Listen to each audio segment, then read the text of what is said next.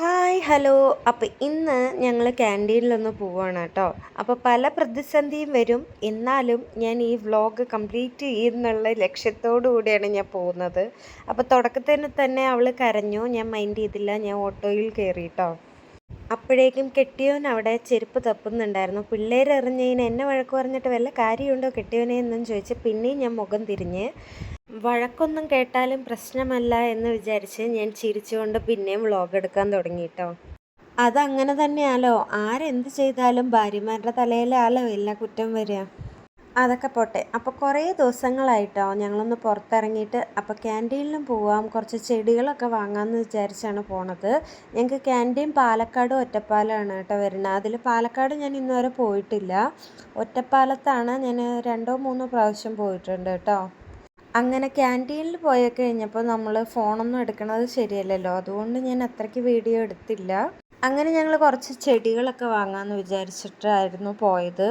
അപ്പോൾ മാവ്, മാങ്കോസ്റ്റീൻ, അബിയു, സപ്പോട്ട, അങ്ങനെ ഫ്രൂട്ട്സിൻ്റെ പ്ലാന്റ്സൊക്കെ കുറേ വാങ്ങിയിട്ടോ. അപ്പോഴേക്കും പെണ്ണ് കിടന്ന് ഉറങ്ങിയായിരുന്നു കേട്ടോ, ചെറുക്കനും കിടന്ന് ഉറങ്ങി. അങ്ങനെ ഞങ്ങൾ സാധനങ്ങളൊക്കെ വാങ്ങി അതൊക്കെ അവിടെ ഇട്ടു.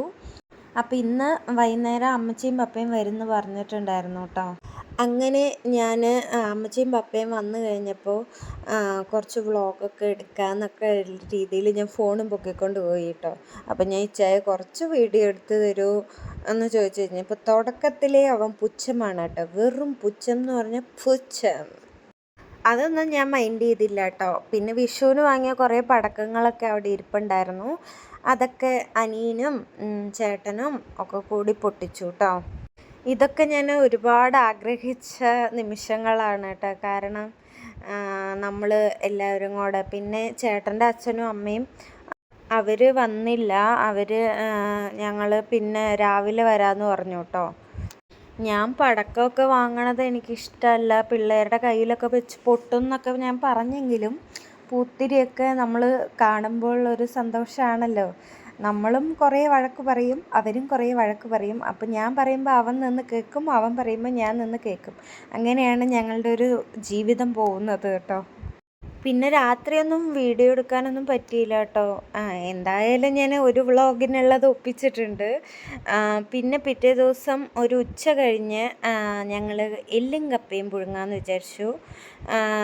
ഞങ്ങളുടെ നാട്ടിലേക്കൊക്കെ ഈ എല്ലും കപ്പയും ഭയങ്കര ഫേമസ് ആണ് കേട്ടോ.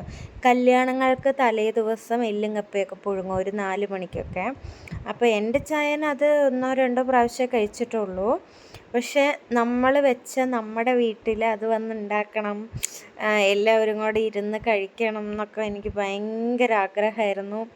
എന്തായാലും ദൈവം അത് സാധിച്ചു തന്നു എന്ന് പറഞ്ഞ പോലെ. അങ്ങനെ നല്ല നെയ്യുള്ള എല്ലായിരുന്നു കേട്ടോ. എല്ല് മാത്രമാണ് ഇട്ട് പുഴുങ്ങുക. അങ്ങനെ നല്ല നെയ്യുള്ള എള്ളും കപ്പയും കൂടെ പപ്പ ഇങ്ങനെ കുഴയ്ക്കുകയാണ് കേട്ടോ. പറയുമ്പോൾ തന്നെ നാക്കിൽ വെള്ളം വരുന്നുണ്ട്. ഈ എല്ലും കപ്പയ്ക്കൊരു പ്രത്യേകതയുണ്ട്, എത്ര തിന്നാലും തിന്നുകൊണ്ടേയിരിക്കും. നമുക്ക് ആ ഒരു കൊതി മാറില്ല. അതെന്താണെന്ന് എനിക്കറിയില്ല.